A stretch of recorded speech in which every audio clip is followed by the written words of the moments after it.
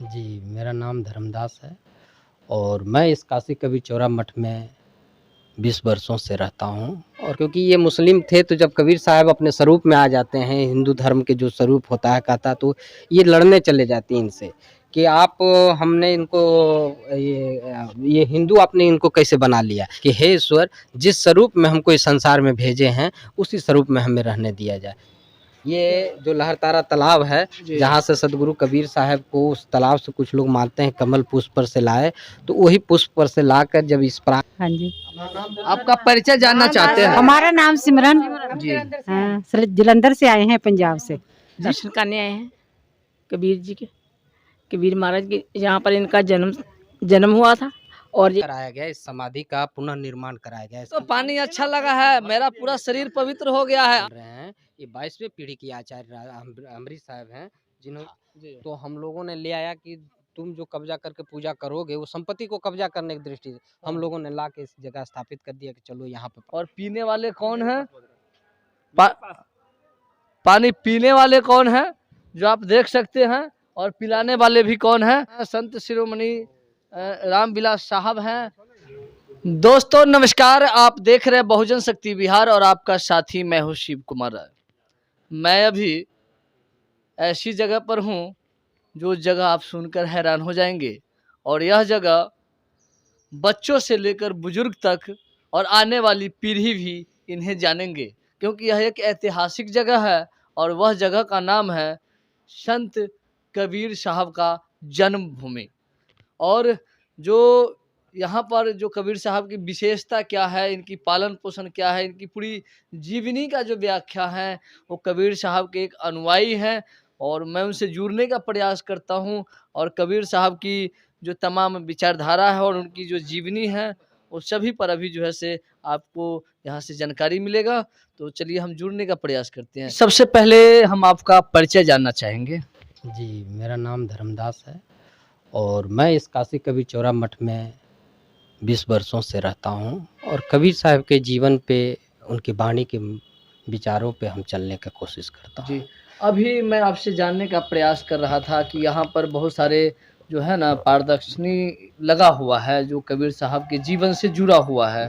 तो यहाँ पर अभी हमारे बीच एक बाघ है और एक गधा है और एक गाय है। इसके बारे में आप क्या कहना चाहेंगे? देखिए, सदगुरु कबीर साहब के सबसे पहले बताएंगे, सदगुरु कबीर साहब का घर है।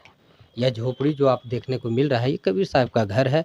जहाँ कबीर साहब लहरतारा तालाब से पैदा हुए, वहाँ से उठाकर जो सबसे प्रथम बार लाया गया, इसी झोपड़ी में लाया गया। तो कबीर साहब की एक वाणी है, कबीरा तेरी झोपड़ी गलकटियों के पास, जो करेगा सो भरेगा तू क्यों भया उदास। तो ये वाणी का उच्चारण इसी झोपड़ी से हुआ। आपने सवाल किया कि ये शेर और गधा और बाघ है। कबीर साहब ने कहा कि एक एक खेत चरत हैं गाय गधेड़ा बाघ, यह शरीर जो है खेत रूपी है, इसमें तीनों को विराजमान है, शेर भी, गधा भी और गाय भी। तो कहा गाय शेर कैसे विराजमान है? तो उन्होंने कहा यह कि जब हम जवानी अवस्था में रहते हैं तो हमारे अंदर शेर की तरह अहंकार रहता है। जब हमारी शादी विवाह हो जाता है तो हम गधे की तरह बोझ उठाना प्रारंभ कर देते हैं परिवार के सुख के लिए, और जैसे ही बुजुर्ग हो जाते हैं गाय की तरह हम एक कोने में बैठकर अपना जीवन बिताते हैं, जो नमक रोटी मिलता है वही खा के अपना जीवन को चलाते हैं। ये जैसे जी जो रोकना चाहूँगा, जैसे तीन जानवर जो हैं, ये तीनों जानवर जो है से मानव की तीनों उम्र पर डिपेंड कर दिए हैं। जैसे तो बचपना जो है, बचपना के बारे में तो व्याख्या नहीं है। तो बचपना तो मानव जीवन का खेल कूद में न कहा कि कबीर साहब ने उसको जीवन को कहा खेल कूद में, कि आपने जीवन खेल कूद में होता है। आपके अंदर जब अहंकार आता है, जब सोचने समझने की क्षमता जब आ जाता है, तब आप इस दशा में पहुंचते हैं। जब बचपन रहते हैं, दो घर के बालक रहेगा, दोनों मित्रता रहेगा तो एक दूसरे के लिए कुछ भी करेगा। उसको ये नहीं पता कि हमारा बाप उससे दुश्मन है, उसको वो चीज़ की जानकारी नहीं होगा। जब आपके अंदर अहंकार की भावना आ जाएगी, जब इस सब चीज़ों की जानकारी हो जाएगा, तब आप शेर की योनि में तुरंत प्रवेश कर जाएंगे।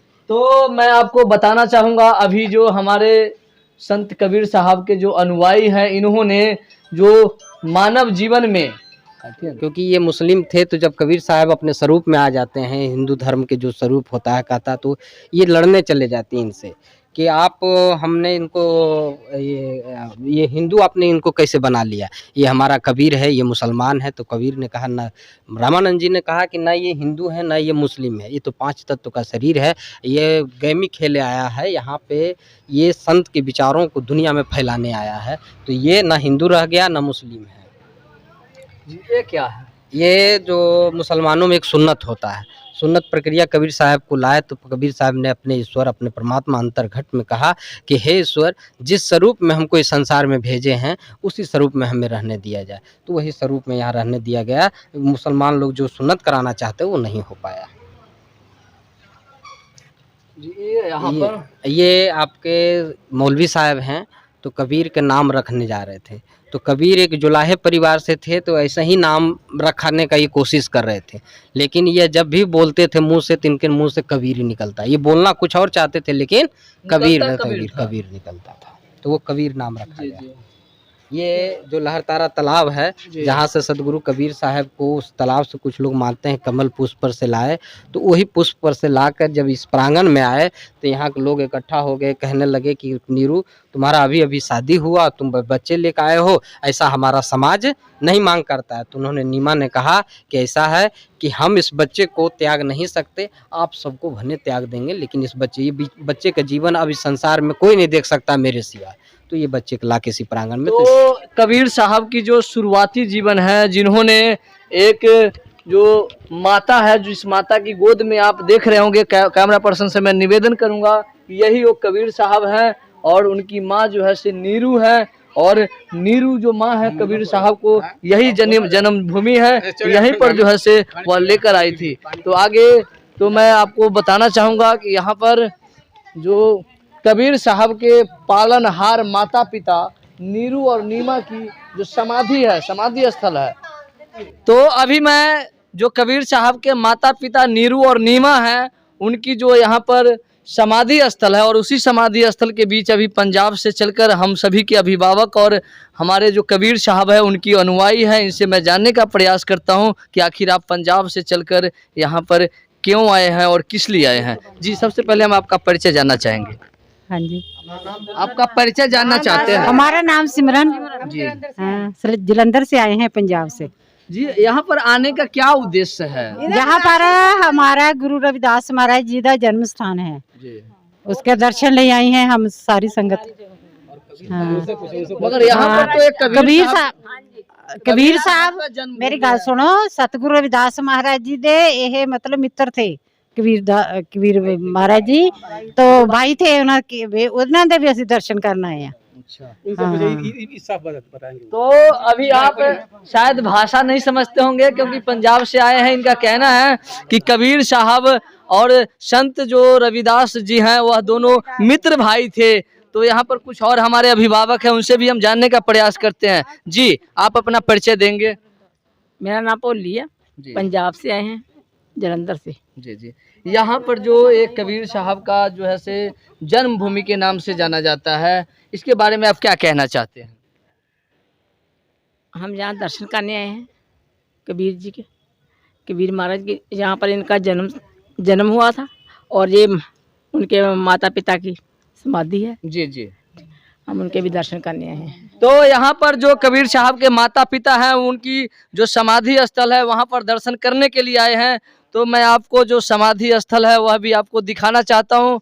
तो मैं निवेदन करूँगा, तो हम आपसे जानने का प्रयास करेंगे कि यहाँ पर माता नीमा जी की समाधि और बाबा नीरू जी, और यहाँ पर जो है आचार्य महंत विवेक दास जी, मानो 24 के वीर पंथ प्रमुख, मानो 24 फरवरी 2021 को यहाँ पर समाधि बनाया गया है। समाधि 21 को नहीं बनाया गया है जी, ये निर्माण कराया गया, इस समाधि का पुनर्निर्माण कराया गया, इसकी साफ सफाई, इसकी देख रेख कराया गया। जी, ये सदगुरु कबीर साहब की समाधि है। सदगुरु कबीर साहब और रविदास साहब दोनों गुरु भाई थे। जी, ये लोग जो पंजाब से लोग जो आते हैं कबीर साहब के दर्शन करने आते हैं। जी, कबीर साहब के विचारों, कबीर साहब की वाणी और रविदास साहब की वाणी दोनों एक मत है। हाँ। जी जी, क्या कहना चाहते हैं? सारे घूम के देख के आए हैं, ते हुण गंगा ते भी स्नान करन जाना है। हाँ, शाम को उत्थे भी देखने जाएंगे। सारे जितने साने इस जगह पर है वो सब देखेंगे। तो यहाँ पर मैं अभी समाधि के पास हूँ। आप उनके माता पिता के जो समाधि स्थल है उनको आप देखे हैं जी। तो यहाँ पर मैं आपको बताना चाहूँगा, यह इनार हैं जो कबीर साहब के। मैं कैमरा पर्सन से निवेदन करूंगा कि यह इनार जो है यह किस समय का है और कितना गहराई का है। मैं कैमरा पर्सन से निवेदन करूंगा कि जरा जूम करें जी। आप देख सकते हैं कि यह बहुत पुराना कुआं है जो और अभी भी पानी पीने योग्य है। मैं अपने साथी सूरज जी से निवेदन करूंगा कि एक बाल्टी जरा निकाल कर देखें कि यह जो कबीर साहब के कितने पुराना इतिहास है और पुराना कुआं है, जो आप उस कुएं के पानी अभी हम लोग पिएंगे भी। और अभी आप देखते हैं कि जो 100 बरस का कुआं है उसमें किल्लू हो जाता है और कुआं खुदाता भी और बंद भी हो जाता है। तो यह कुआं जो है विचारधारा की कुआं है। और आगे मैं आपको हाँ जो भी है निकालिए ना, थोड़ा अभी पानी आप लोगों के बीच निकलेगा। आप लोग भी पीने का काम करेंगे क्या? क्योंकि मैं अभी कबीर साहब की जन्मभूमि पर हूँ और यहाँ पर उनके घर पर जो है से कुआं है। और देखिए पानी निकल चुका है, पानी निकल चुका है कुआं से। तो मैं भी पीऊंगा, हमें भी पिलाइए क्योंकि यह एक नीर है, अमृत है।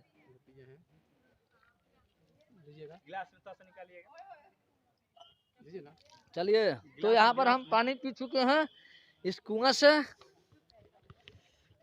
तो आगे और मुझे तो पानी अच्छा लगा है, मेरा पूरा शरीर पवित्र हो गया है। आपका हुआ या नहीं हुआ?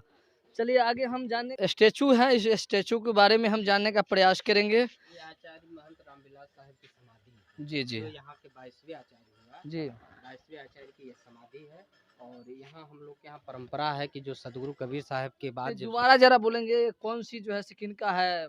ये जो हमारी सदगुरु कबीर साहब के बाद जो परंपरा चली, परंपरा में अभी 24वीं पीढ़ी चल रहे हैं। ये 22वें पीढ़ी की आचार्य अमृत साहब हैं, जिनका समाधि इस जगह दिया गया है। जी जी। अच्छा आगे ये जो यहाँ पर ये कुछ पंचमूर्तियां हैं जो सदगुरु कबीर साहब जब भक्ति आंदोलन के समय निकलते थे, देश दुनिया में निकलते थे, तो इसी स्वरूप में निकलते थे। कबीर साहब थे, रविदास साहब थे, दरिया साहब, हसैन जी महाराज, ये पूरे संतों की टोली निकलती थी। जी जी और जहाँ शाम होता था, जिस जगह चाहते थे तो उस पड़ाव पे रुक जाते थे। तो उसी तरह एक दर्शाया गया कि कबीर ऐसे ही संभवतः आज से 600 वर्ष पहले ऐसे ही निकलते थे भक्ति अपने कबीर के विचारों को प्रसार करने के लिए। यहाँ पर छोटा सा स्टेचू और है जो आप ये हमारा स्टेचू है जी जी जी जी ये हमारे कुछ लोगों ने हमारे जो जमीन था कहीं जी वहाँ पे इसको रख कर कब्जा करने के दृष्टि से रखा। जी तो हम लोगों ने ले आया कि तुम जो कब्जा करके पूजा करोगे वो संपत्ति को कब्जा करने की दृष्टि से हम लोगों ने ला के इस जगह स्थापित कर दिया कि चलो यहाँ पे पड़ा रहेगा तो लोग अपनी श्रद्धा समर्पित करेंगे। तो इसके बारे में आप बताएंगे ना कि हाँ ये कौन है? नहीं तो ये भगवान क्या कहते हैं आपके विष्णु और उनके जो है लक्ष्मी हैं उनके वस्त्र में रखा गया। ये हमारे कहीं मठ था, वहाँ लोगों ने इसको कब्जा करने के लिए दृष्टि से रखा। तो उस दृष्टि को हम लोगों ने उस मठी को उठाकर यहाँ ला कर रख दिए। एकांत में है, अपना जिनकी श्रद्धा जिनसे समर्पित होता है वो अपना करते हैं। तो मैं आपको बताना चाहूँगा यह जो प्रतिमा है, यह प्रतिमा कबीर साहब के किन्हीं मठ पर जो है से रख दिया गया था। और रखा इसलिए गया था क्योंकि अभी जो बताया गया है, जो आपको मैं दिखाऊंगा, अभी रखा इसलिए गया था क्योंकि इनकी अनुयायी बनकर नहीं रखा गया था, बल्कि उस भूमि को अधिग्रहण करने के लिए रखा गया था। तो मैं आपको बताना चाहूँगा, अभी जो इससे पहले कबीर साहब की जो पुराना जो झोपड़ी का घर था वहाँ का मैं दृश्य दिखा रहा था। अभी मैं जो परिवर्तन कबीर साहब का जो कुछ ज्ञान हुआ, इसके बाद यहाँ पर आपका जो नया निर्माण मिलेगा जो अभी वर्तमान में है, और वही मैं आपको दिखा रहा हूँ। तो कबीर साहब के जो बानी में आप जो सुने होंगे वह बानी यही है, जो नीचे भी चक्की है और ऊपर भी पत्थर है। मानो उनका कहना था कि ऊपर जो आकाश है और नीचे जो धरती है, इसके बीच में जो मानव है वह मानो किसी भी गलत काम करेंगे तो उससे नहीं बचेंगे, और अगर बचेंगे भी तो कहीं न कहीं बिना गुरु का ज्ञान नहीं होता है, और जब तक गुरु के साथ नहीं रहेंगे, गुरु के विचारधारा, मानो गुरु कौन है, तो वह कील जो है, कील आप देख रहे हैं, यह गुरु है, और इनकी विचारधारा को अपनाना पड़ेगा आपको। और जब अपनाएँगे तो आप यही कील के बीच में जो कुछ जगह होता है उसमें आप साबुत बच सकते हैं, और नहीं तो ये दोनों जो है से चक्की के पीछे, मानो इस दोनों चाक के पीछे आप टुकड़ा-टुकड़ा हो जाएँगे, साबुत नहीं बचेंगे। तो यहाँ पर मैं आपको बताना चाहूँगा कि यहाँ पर जो आप देख रहे हैं, क्योंकि प्रजापति समाज से आते हैं, जिसको लोग कुम्हार भी बोलते हैं, यह मिट्टी है और यह चाक है, और इस मिट्टी और चाक से जो है से जो मिट्टी के बर्तन है उसे निर्माण करते हैं। इससे बहुत बड़ी आप सीख सकते हैं, क्योंकि यह भी एक बहुत बड़े संत के नाम से जाने जाते हैं। तो आगे आपको मैं दिखाना चाहूँगा कि यहाँ पर भी जो है से कुआँ है, जो मैं आपको अभी कुआँ से पानी पीने का काम किया हूँ। यहाँ पर भी कुआँ है, यहाँ पर भी एक दूसरे को पानी पिलाया जाता है। यहाँ पर जो एक क्या है, बैल है या ये बैल है क्या? यहाँ पर बसहा है, बैल। इस बैल पर बहुत सारे इतिहास का जो किताब है, यह मानो सारे लोड है इस पर, और जो है से लोग पढ़ रहे हैं।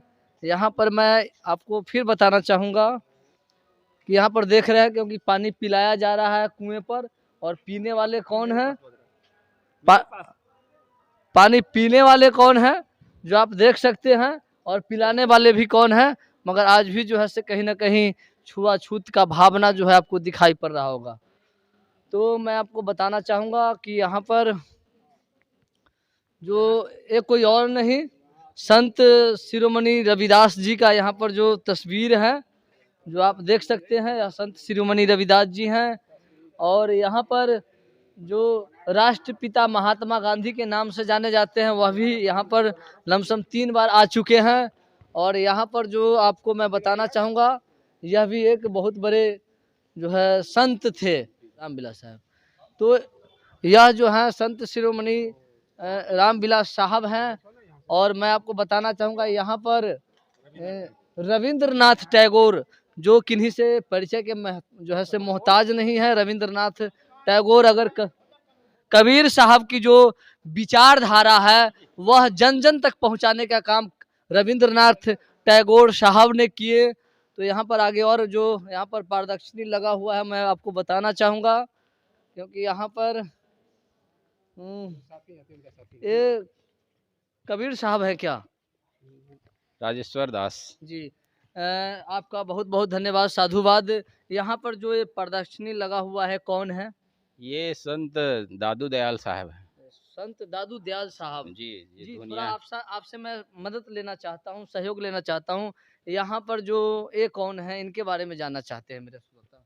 ये संत दरिया साहब जी हैं, संत और दरिया बोलते साहब। हैं जहाँ दरिया वहाँ दास कबीरा। कबीर साहब को अपना गुरु तुल्य मानते थे, और ये भी बहुत पहुँचे हुए संत थे। जी जी। चलिए आगे यहाँ पर जो हाँ, ये इनके ये बारे में संत आप। नाई जी हैं, संत नाई जी हैं। संत नाई जी जी जी। जी। ये भी इन्होंने क्या किया? कबीर साहब के जैसे ये भी अपना एक अपन चलाए, बहुत लोगों को, और एकता और आपस में भाईचारे की बात की है, संत परंपरा को आगे ले गए। नहीं, यहाँ पर जो कुछ है इनका जो ये जो जैसे कबीर साहब कपड़ा बुनने का काम करते थे, उसी प्रकार से ये जाति के नाई थे, तो ये बाल बनाने का काम करते थे। और इन लोगों का कहना था, जो कुछ करो सो पूजा। कर्म को इन्होंने ज़्यादा महत्व दिया है। जी जी। भक्ति के साथ कर्म भी होना जरूरी है। तो यहाँ पर ये क्या है? ये घोड़े की नाल बनाया गया है, जी कबीर साहब। जी। घोड़े की नाल है। घोड़े की नाल है। जी जी जी जी जी जी। तो आप देख सकते हैं, यह घोड़े की नाल है, और यहाँ पर सबूत स्वयं आप, मानो इसका उद्देश्य क्या है, जरा जानना चाहते हैं ये मेरे साथ। जैसे कबीर साहब जिस समय हुए थे, जी उस समय जातिवाद धर्मवाद बहुत सारा फैला हुआ था। तो संतों का काम है कि कहीं भी, जैसे घोड़े का नाल क्या है कि मतलब घोड़ा कहीं भी पत्थर पानी नदी कहीं भी वो चला जाता है, वो नाल रहता है नीचे, तो वो उसका सहायता लेकर के वो कहीं भी चला जाता है। उसी प्रकार से कबीर साहब ऐसे समय हुए हैं जब जाति और धर्मवाद सब पूरा फैला हुआ था, तो कबीर साहब अपने वाणियों के आधार पर, अपने विचारों के आधार पर वो कहीं एक जगह रुके नहीं, अपने प्रचार प्रसार करते हुए पूरी दुनिया में अपनी वाणियों को फैलाया। यहाँ पर कुछ और प्रदर्शनी लगा हुआ है, इसके बारे में आप क्या जो है से बताना चाहते हैं? मेरा श्रोता जानना चाहते हैं कौन है? ये जो देख रहे हैं काशी नरेश वीरदेव सिंह बघेल जी हैं, जो कबीर साहब के शिष्य थे और ये काशी के राजा भी थे। तो यहाँ पे आना जाना हुआ करता था और इनका एक बहुत ऐतिहासिक घटना भी है, ऐसा बताया जाता है कि एक बार हुआ ये कि कबीर साहब के ये शिष्य थे, तो कबीर साहब को भक्ति और चीज़ें करने में बहुत मतलब व्यस्तता हो गई थी। बहुत सारे शिष्य लोग आते थे, बहुत सारे लोग आते थे, तो भक्ति भजन वहाँ नहीं कर पाते थे। तो ये एक बार ऐसे किए कबीर साहब कि मतलब कि एक यहाँ की जो नगर बधू जो नाचने गाने वाली थी और हाथ में मतलब जो उस समय का शराब जिसको कहा जाता है, उसको बॉटल में लेकर के कबीर साहब नगर नगर घूमने लगे। तो लोग जो कबीर साहब के थोड़ा जोर से बोलेंगे। जो कबीर साहब के जो शिष्य लोग थे, जी। जो कबीर साहब जो यहाँ काशी नरेश के सैनिक लोग थे, वो जा कर के राजा को बताते हैं, वीरदेव सिंह बघेल जी को, कि आपके जो गुरु हैं वो इस प्रकार की चीज़ें कर रहे हैं, उनकी साधुता ख़त्म हो गई है। तो वो गुस्सा आ जाता है, राजा तो रहते ही है, बोलते हैं कि पकड़ के ले आओ उनको, कबीर साहब को। कबीर साहब को ले जाया जाता है। जब वो उनके राज दरबार में पहुँचते हैं, तो राज दरबार में पहुँचने के बाद वो पानी जो बॉटल रहता है, उसको अपने पैर में गिराने लगते हैं, तो पूरा वो राजमहल भरने लगता है पानी से। तो सब लोग आश्चर्यचकित हो जाते हैं, राजा भी हो जाता है, फिर पूछता है ये क्या कर रहे हैं आप? मैं समझ नहीं पा रहा हूँ। तो वो बोलते हैं कि मेरा एक शिष्य था जो पुरी में भोजन बना रहा था, वो जल रहा था भोजन बनाते हुए, तो मैं उनको सहायता कर रहा था। यहाँ से उनका जो आग-वाग जल लग गया था, उसको मैं बुझा रहा था। तो वो लोग भी आश्चर्य हो जाते हैं, आप यहाँ पे हैं, वो पुरी बहुत दूर है, वहाँ ऐसे कैसे हो सकता है? तो जा कर के पता लगाया जाता है, सैनिक को भेजा जाता है। तो जो कबीर साहब जो बताए रहते हैं, वो सही-सही बात आती है सामने। तो फिर इनको ऐसा लगता है कि मैं इन बहुत सारी चीज़ें ऐसी चीज़ें हैं जो मैं नहीं जानता हूँ और बहुत चमत्कारिक या वो ऐसी चीज़ें हैं जो मेरे समझ से परे है। तो इस चीज़ को इन लोगों को ग्लानि होती है, अंदर शर्म आता है इनके अंदर, तो फिर राजा राजा महोदय के हाँ, पास। राजा को जी। फिर ये गलती क्षमा माँगने के लिए आते हैं, गलती का इनको एहसास होता है, तो फिर यहाँ पे बोलते हैं अगर हमको क्षमा नहीं करेंगे तो एक कुल्हाड़ी देख रहे हैं हाथ में, कुल्हाड़ी से अपने हाथ पैर को काट देंगे और रानी साहिबा लकड़ी रखी हैं, इसी से हम लोग अपना अ, हाथ पैर काट करके लकड़ी से जलकर आत्मदाह कर लेंगे। ये कहानी है राजा छोटी। कहते हैं कि जी, आप जी, जी, मुझे जी। माफ़ नहीं करेंगे, तो मैं अपनी हाथ पैर काट के अपने ही शरीर को आत्मदाह कर कर लूँगा। लूँगा, अगर हमें क्षमा नहीं जी, तो करेंगे तो। यहाँ पर यहाँ जो ये मंदिर दिखाई हाँ, पड़ हाँ। रहा है,